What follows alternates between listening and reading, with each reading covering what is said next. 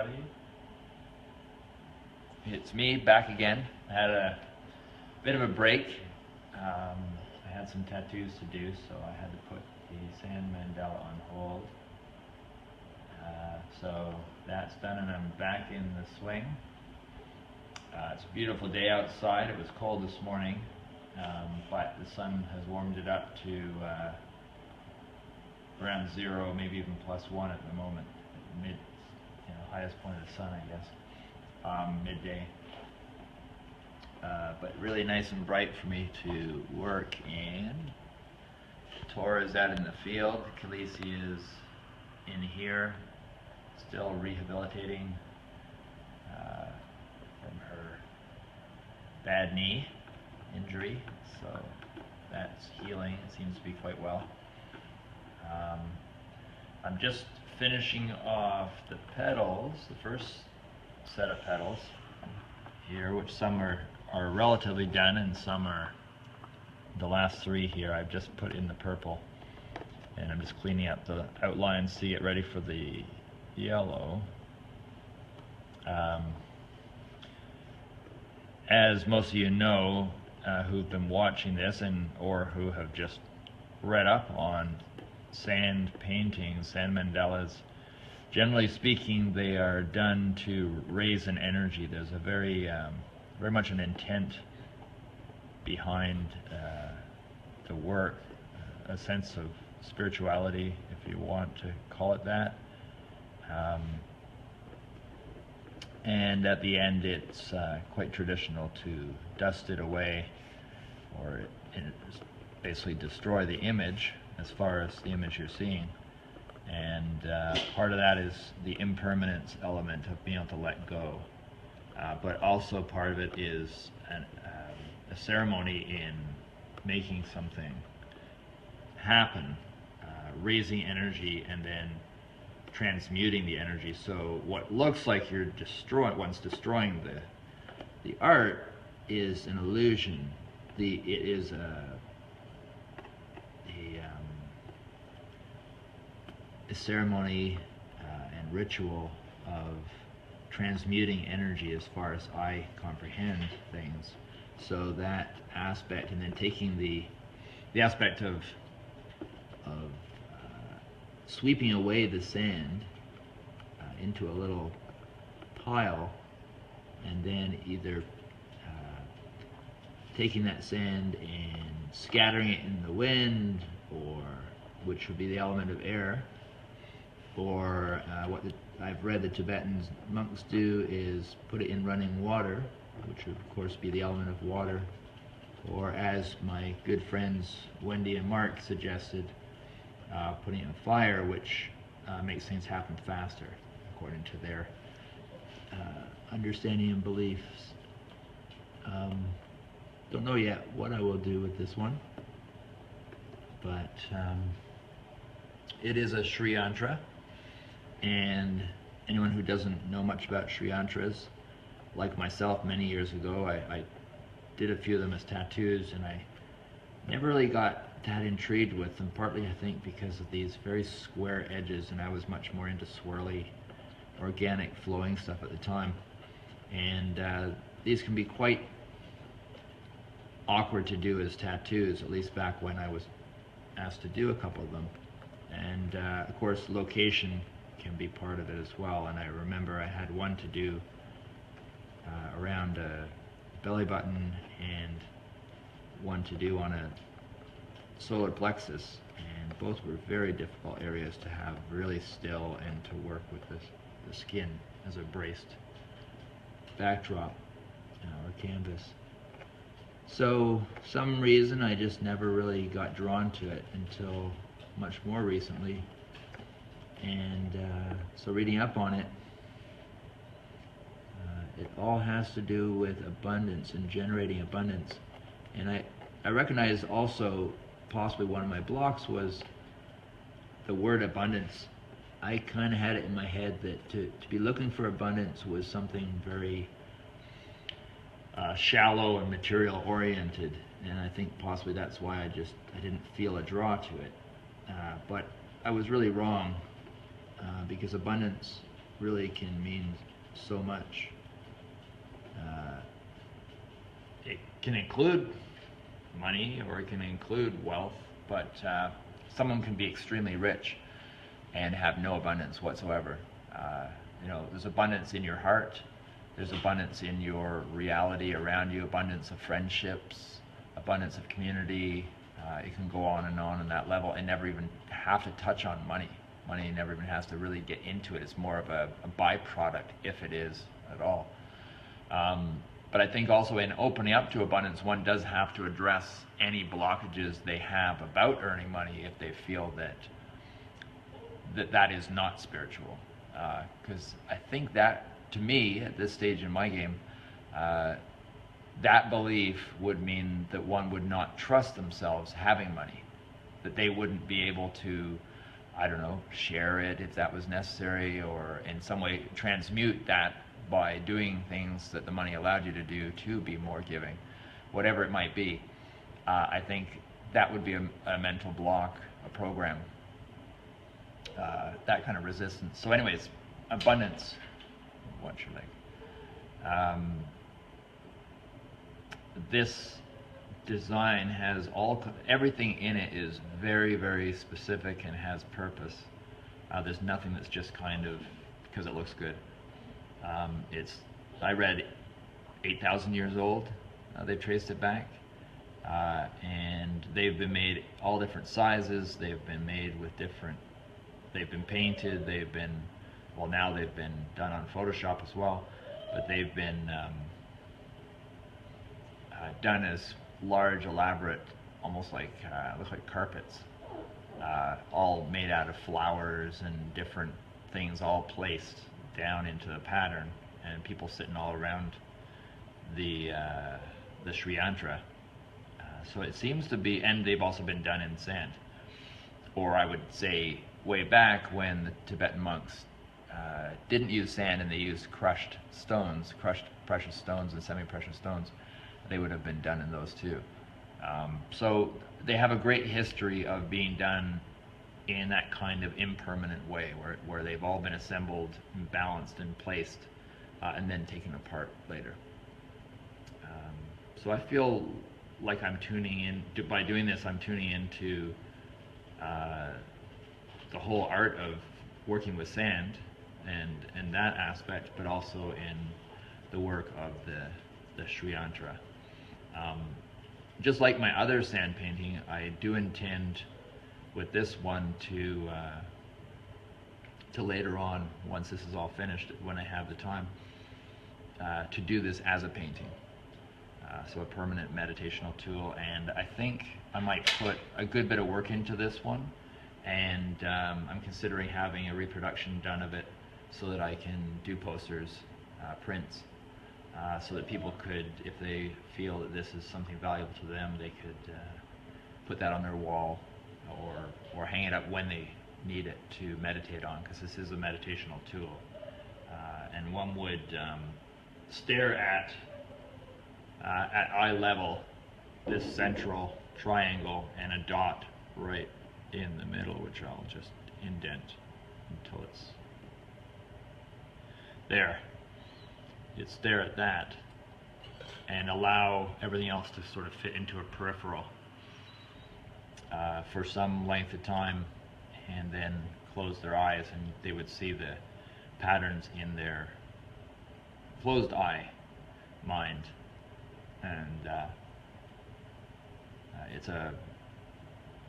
I've read, I haven't put it into practice yet, except for now putting it into practice, but I really want to experiment with that, meditating on it. Also just contemplating on what abundance means, I think really helps one to break through fenced in belief systems and programs and things, because we really are by and large a very programmed culture, layers and layers and layers of programs, and I think that's a large responsibility or result, being the Yo, Dave, you busy? Yeah, at the moment. What do you need? I just need to know if you want the gates to open up, or the red gate to open up both ways. Yes, please. Okay. Thank you, man. That was Tom, our worker, wonderful guy. So what was I saying? You were talking about as a meditation tool. Well, oh yeah, removing blockages. We have, as a society, culture, all around the world, we have so many freedoms and so many devices at our disposal, internet and so on, for communication and accessing information. But we're also, I think, in some ways, maybe more programmed than any other time period. And partly, well, I don't know. I mean, I think about other time periods as you always seem to be. I'm aware of, different programs that were placed on the people, but usually always by the church. Grace, be quiet. Church, government. By the church, the government, the quote-unquote puppet masters. Those that really have no authority and no power except for under fear. So their tactics have always been to invoke fear, whether it's burning some witches or whatever they've determined is the evil thing at the time, and then to scare everyone else into conforming, because otherwise they'll be burned as well. It's the same thing now, basically, in a different way. Even with politics and stuff. I think some people are almost afraid to say anything in case their views are stick them out like a sore thumb or something, and if they don't match that of the accepted view and toting a line. But so I think that the biggest challenge today is to be able to get through the programs, and I know I'm not free from them, I'll tell you that much, but I do make a point of learning what my programs are and disentangling them or disengaging them to get to my true self. That's my quest. You want to call that the Holy Grail. It's my heart, my true self, and the truth within, not a truth that's been told to me by oppressors to give me the illusion of safety or something, and righteousness in some cases. So going back to this SriYantra, abundance to me would also be the abundance of truth, the abundance of heart opening, the abundance of being connected, or the abundance of the clearing of cobwebs and fences and prisons around us that are invisible. So first that would mean that they become visible, which would not be so pleasant, which I think is what's starting to happen in the world today. Things are becoming visible.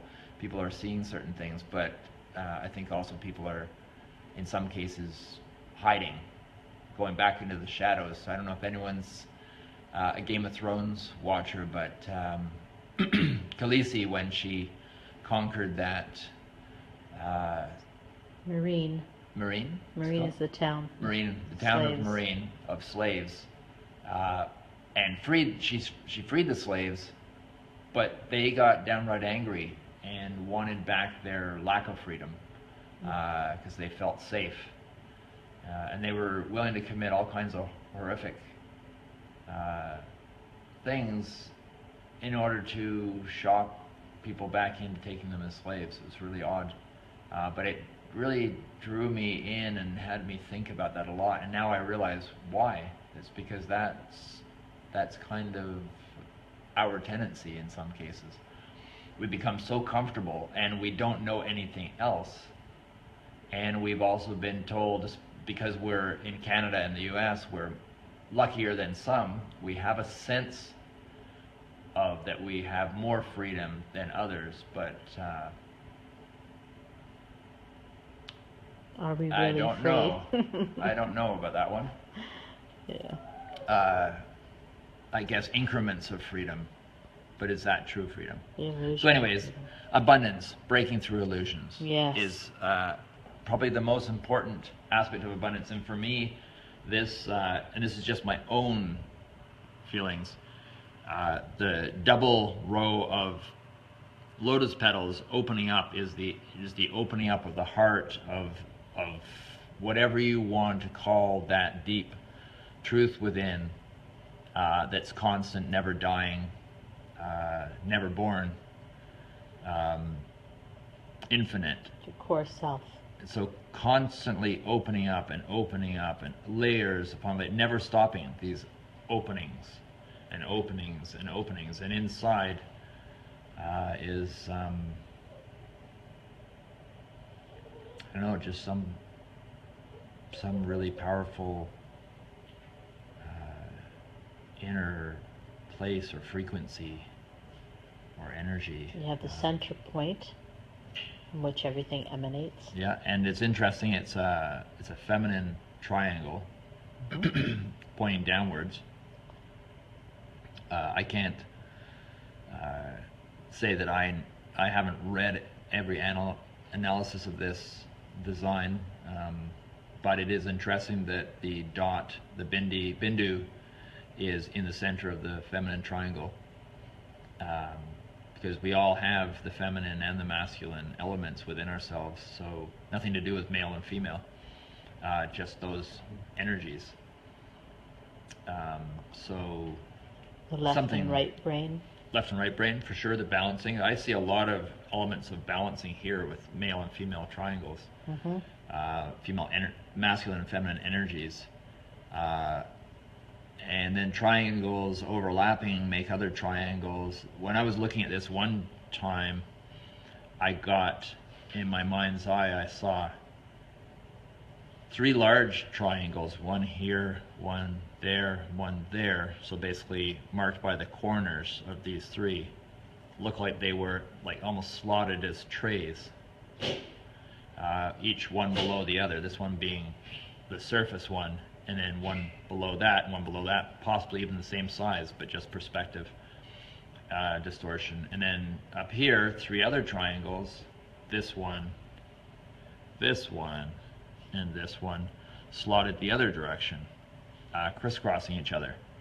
And then you're left with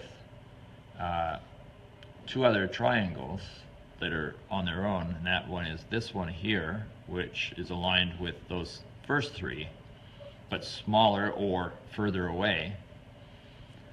And then finally a triangle that's quite different than all the rest, which is hard to see, but is right there going the other way, which contains the smaller female triangle with the dot, or you could say it is the triangle with the dot.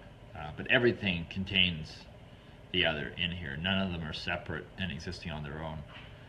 So even little triangles that come out of other triangles could be considered independent if you want to just focus on that one, but they're all part of the larger scheme of things. I never really liked those shapes when I first saw this design. I don't know, I saw certain ways that they were colored that didn't appeal to me. And I've noticed that they've been done so many different ways, and everyone's got their different interpretations of it. So really, it's your own freedom to paint it or draw it the way you want. The geometry seems to be quite important, at least when you're at the beginner stage. Maybe at some point you can get good enough with it where you can distort things. I don't know that way, but the color options seem to be pretty open. You could use colors that represent elements, air, fire, earth, and water. You could use colors that represent chakras and then lay those into it. You could use colors that represent other things. But that's pretty well my meditation on things.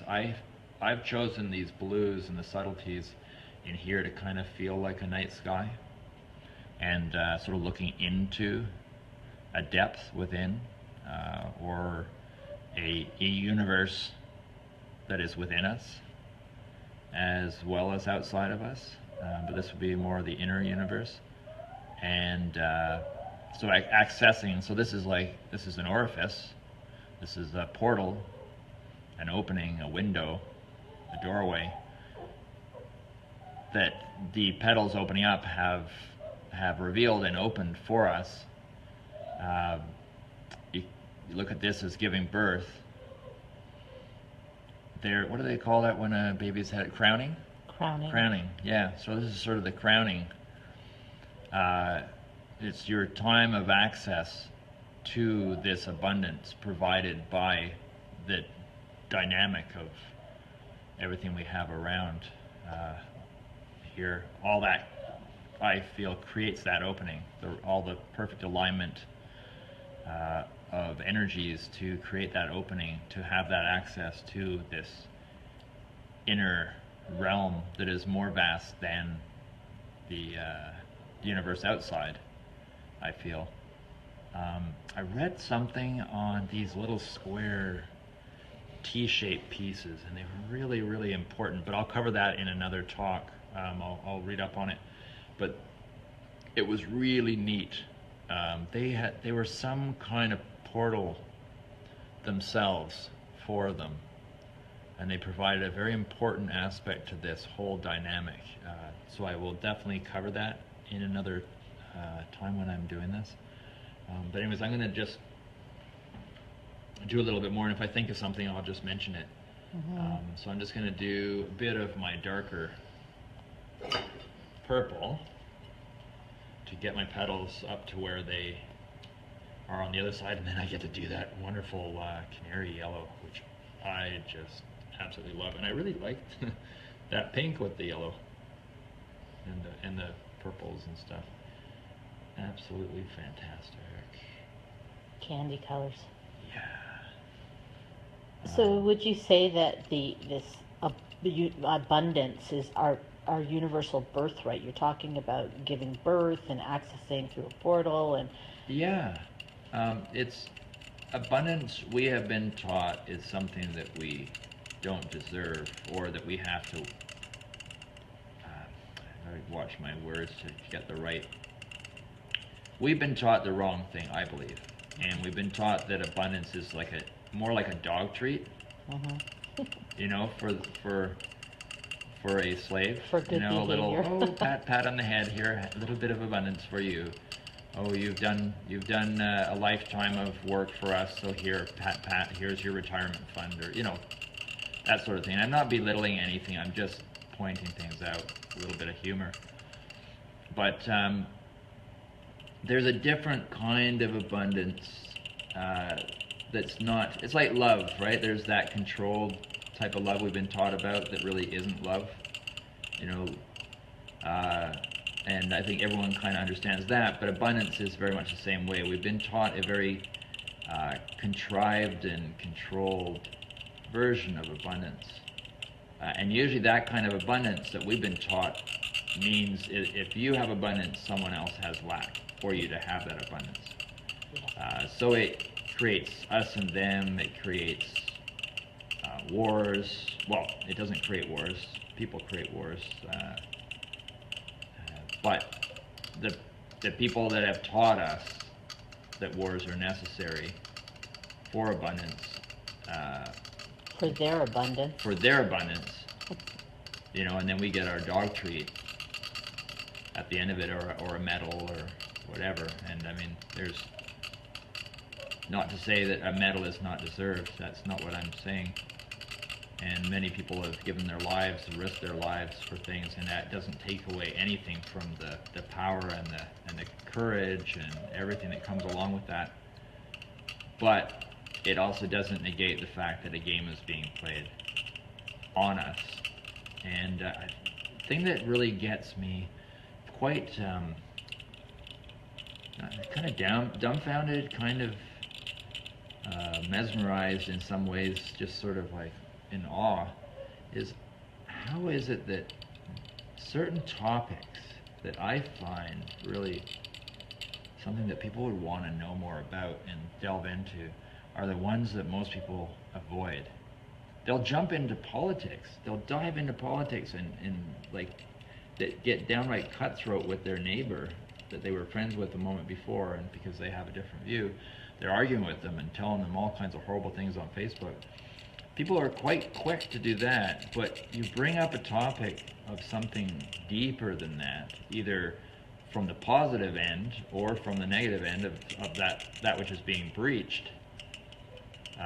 And they don't want to talk about it, they don't want to know about it, they don't want to consider the idea that there's a possibility, and that is the fact that, or let's just say it's the topic of us being enslaved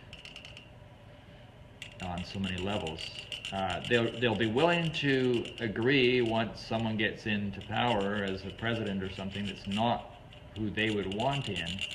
They will be willing to agree with a little grudge that that person is responsible for them being held back from their freedom.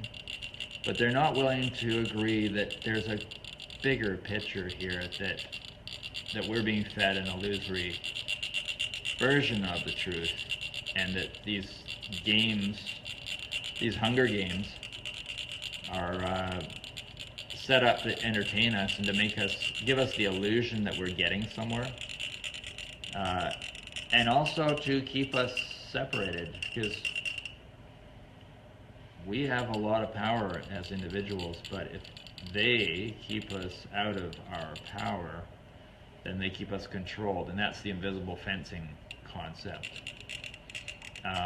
But anyway, so my point there being that I always find it amazing that so many really intelligent people that I have talked to about this kind of topic, they will just go quiet.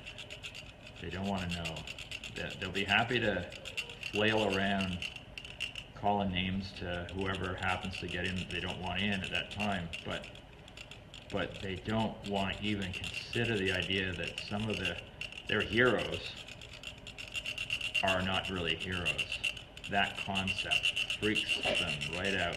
And I think the reason why is because to admit that means to go right back to square one, or the illusion of square one. It would be to admit an awful lot of stuff that they've invested a lot of time in. Most people don't have the experience of investments in money unless they're really rich, and that kind of having to face, or a good example would be scientists who put so much work into a theory that then is revealed as bogus, and they can't let go being a true scientist and let go because they want truth. Instead, they want what they've invested their life in, and their life's work. That becomes more important than anything else. So I think with average people we don't have a lot of money, so we don't know that experience of investing all your money in something. Although we do with it, like a house or something. It'd be like investing your money into a house, and then that you find out it's all riddled with termites and stuff. Right? But we invest our attention.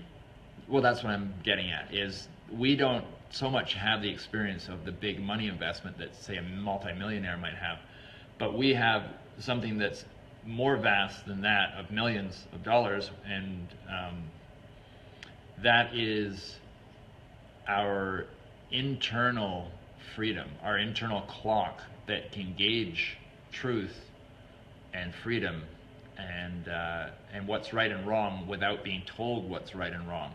And because we don't have that, we get swayed by politics and people in power, and we feel like we're being pulled towards this and pulled away from that, and pulled against this, and beliefs conflicting, and anger coming out of nowhere, and like yelling at your neighbor, calling them names and stuff. Whereas your neighbor probably is one of your best friends, or was, according to your perspective, and has become an enemy because suddenly they have a different view on politics. So anyways, the point being that if we don't have that internal compass, that very open, heart-based compass of knowing what's right and wrong, like a divine truth, right and wrong, not what a judge has declared as right and wrong. As we know, most people have had the experience of not agreeing with authority. I'm sure there's no one that can say they haven't. I really feel that that's what we need abundance in. first and foremost. Everything else can be just a byproduct of that abundance. So I look at this opening, this orifice, this portal, this window, being held open by this magic and heart-opening element of the SriYantra. It affords us this chance to look in, dive in, and swim around a little bit, get our fins wet in this new reality that we've been held back from, and that could even feel really raw and rough at the edges and alien even. You know, if we've been held in a fishbowl and then that fishbowl breaks and we're in the ocean, that ocean could seem really scary and dangerous at first, is what I'm pointing out. So don't just rely on, oh, if I don't feel blissful at each moment, that means something's wrong. There are stages to openings and revealings and growth towards something very positive that might have rough edges. And a good example of that is many people that have come to me for tattoos, they right now hearing this, they'll know what I'm talking about, and that is where the healing aspect of the tattoo opens things up, and sometimes they'll get some negative experiences, some little raunchy turbulences as stuff, because healing is impurities come to the surface to be released, to be cleansed. Those impurities have to be experienced fully to be let go. That's an aspect of true healing.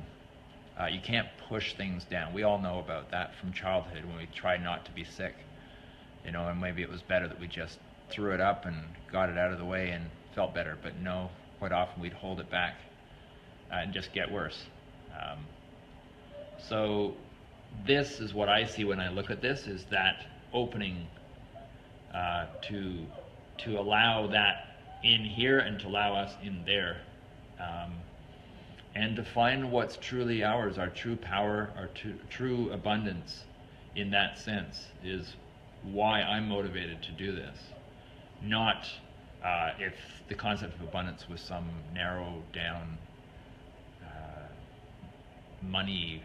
monetary kind of thing. Money is just a tool. It's just a tool, just like any other tool. Tools are good to have, you know, in your tool box, tool bag. But if you don't have a good carpenter using those tools, then those tools are crap. And likewise, a really good carpenter with shitty tools can do a lot of amazing things with what he or she has.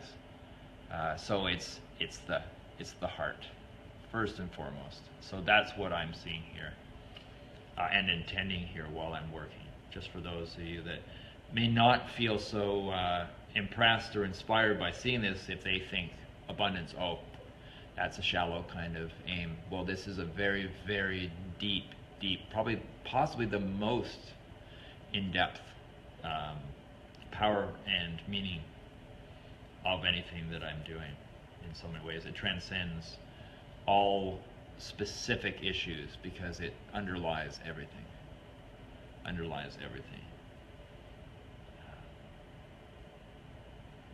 So that's where I'm at. I've got my purples there. I'm going to do a little bit of dark purple to get that little central bit, and then I'm going to do a little bit of white sprinkled on top to just lighten the edges of this to get more contrast. So we'll just do my dark purple first. I'm loving these new chalk pours.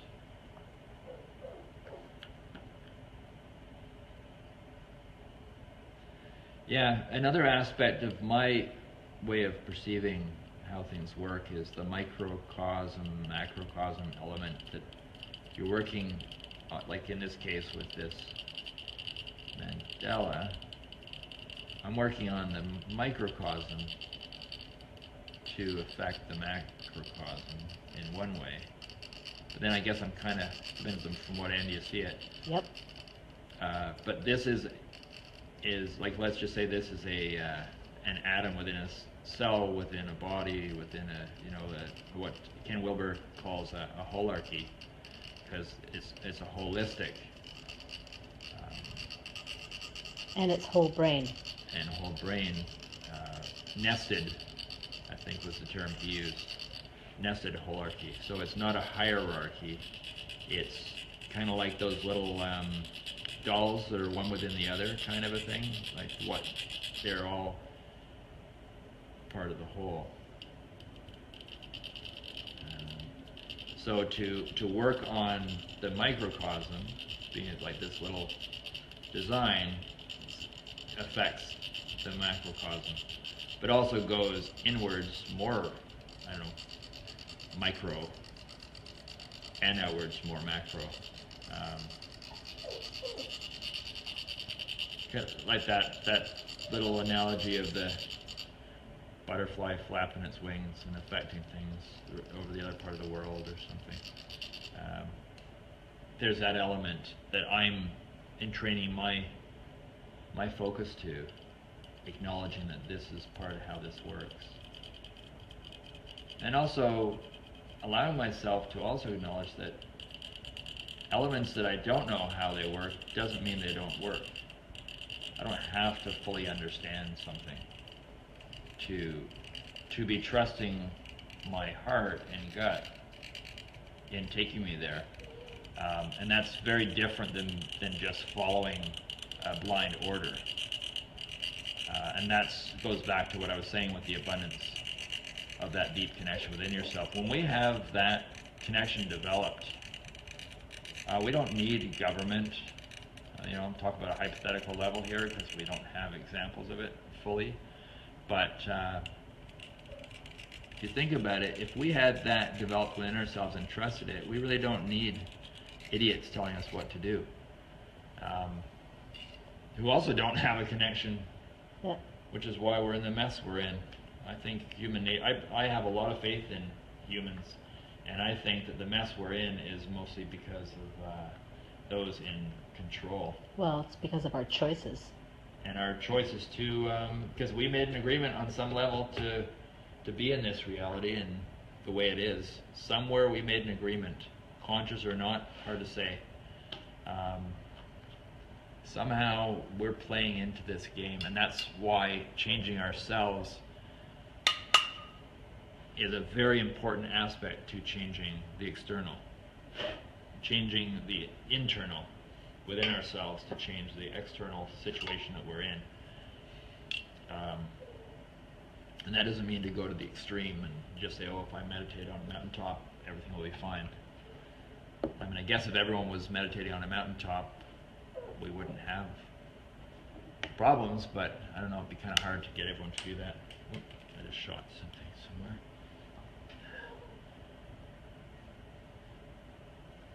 Let's hope this white comes out white and everything's clean.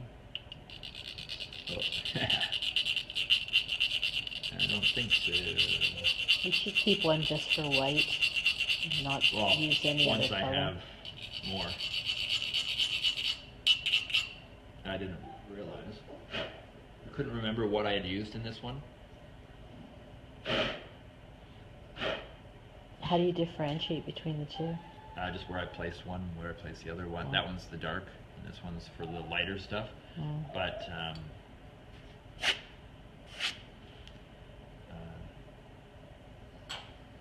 there's a bunch of days in between. Let's see if that was enough. Seems to be. We'll find out. But yeah, I find the sand painting experience is quite cosmic. If I see that my mind can go down, or my eyes can zoom in on the little teeny grains of sand. Each single little grain could be one of us. And in harmony, each grain is not doing the same thing. It's playing an individual part based on where it is and how it's placed and what color it is.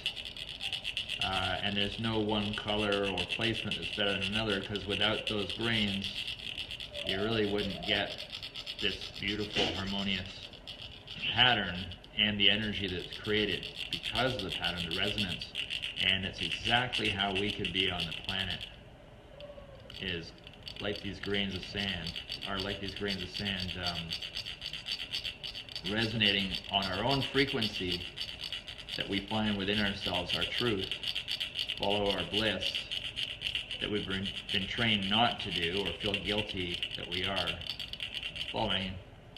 And I think we're also so disconnected that when we try following our bliss, we hit pitfalls and think then that, oh, okay, I'm going to quit that one. I did it wrong, or I got too caught up in this or that. Our lack of faith within ourselves and our own truth, or ability to perceive the truth, gets all tangled. And then we quite often just go, okay, I'm not doing that again. I can't be trusted. I tried. Or I'm not worthy. Or I'm or not I worthy. don't deserve. That was my one. A biggie was I'm not worthy. I became kind of inwardly attacking myself. Some people kind of become like the bully or something and fight outwards, anger outwards. Mine was anger inwards.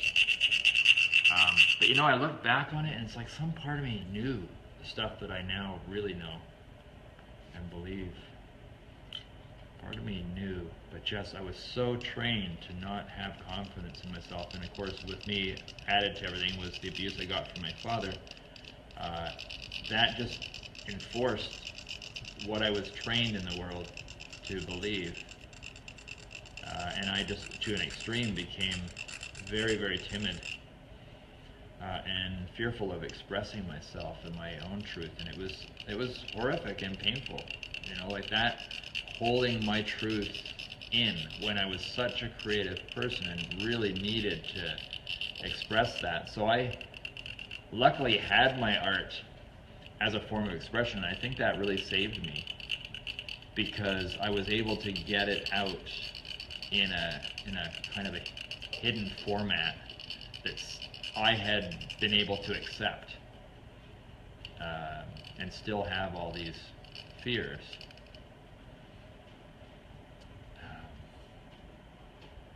But I just see where we are in the world, and I feel like we're so close to making a breakthrough. But people are still afraid to really consider some deeper options and concepts. People, I think, still want to just dabble in a concept but not really dive in to their truth. I don't People know. refusing to live an authentic life. Yeah. You know, they feel like just lashing out at a neighbor is enough, or is right. You know, I can't believe on Facebook I didn't know the people, but I would make comments once or twice until I said, okay, I'm not commenting anymore on something. And I would get people that don't even know who I am just lashing out like a child. Well, That's the right brain imbalance that Mark Passio talks about. It's just, I didn't even have the energy to answer them. Yeah. You know, and these were people that I'm assuming are friends of people that I consider to be very intelligent and have a voice and an opinion and a good one, but something wasn't lined up right, I'll tell you that much. And it's easy for me at times to kind of go into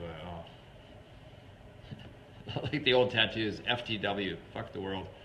Not the world, but fuck, you know, I can go into those moments where I just get frustrated with everyone and everything. But ultimately, though, I really do I love people and their potential, and I really do have a lot of faith and confidence in humanity that we will get through this tangle. If we are willing to look at ourselves, and that's why the whole self-healing thing is so important. So important, actually. Yellow, yay. I was waiting for this for so long. Doing my yellow.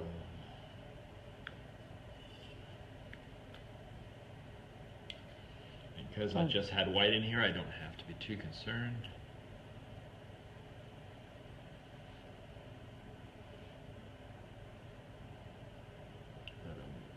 Work on being more aware of my shoulders hunching when I focus on things. It's a bad habit. Also, not craning your neck forward so much. There you go. So that also puts tension in the shoulders.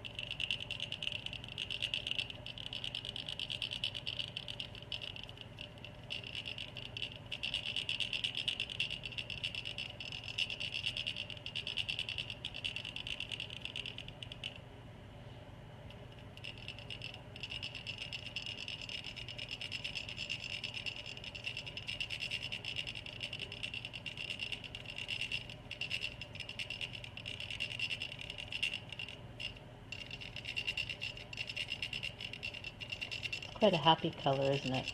Oh, A sort of pumpkin yellow. whenever I've gone to breakfast places, I remember when I lived in Toronto, and one of our favorite things was to go for breakfast to a good, really good breakfast place, and that would always change. And it also gave us that quest for the next best cool breakfast place. And so much of it, besides the quality of the food and how good the coffee was the atmosphere. And I remember, was it Boom at that time? Boom, yeah. They had a yellow, like something, not quite, something kind of between this and saffron. That for that morning kind of thing, it was absolutely ecstatic. Like, it just set my mood. Colors have such an effect on us. Mm-hmm. So powerful.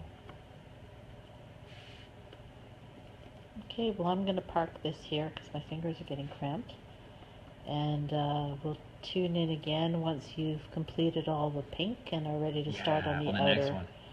the next level of opening petals Yes. of the lotus. Now, before I get past these, like once I've got the rest of the pink on there, I'm considering doing my detail work on that inner piece so I don't have to go back in there and lean over everything. Right. So that if I decide to put that detail work in certain places, accents and stuff, I think I might do it then. So that would be a good time to be back on. So I know it's a slow process, and there's some until it's sped up, which we'll do later in a little mini doc format. You know, it's kind of nice to see something kind of happening quicker. Mm-hmm. So that will appeal to everyone's, and everyone's got that, the need to see something a little bit more entertaining. Well, it's a real balancing act, this SriYantra, because you have, number one, it's a symbol, so it appeals to the right brain. Yeah. In terms of how it communicates. Even if you didn't know a damn thing about it, it would teach you because it is a symbol. But it has all this geometry and all this precision, very left brain. So it actually is forcing you to use your whole brain. Yeah. To access your core self. Well, it's interesting you mentioned that because in one, I think we posted it, a link to it, but there was a section that I read, and it said that that's exactly an aspect of what this is designed to do is create a certain kind of balancing of. And really, if balance is so important. Like we underestimate how important that is. I mean, I'm looking at it with our dog Khaleesi with her one sore leg. If she walks on 3 legs for any length of time, the one leg that she's favoring, the muscles atrophy, and she's putting too much I got a work little on the other. problem I need to discuss with Damon. Okay, we'll wrap up right here. But it's not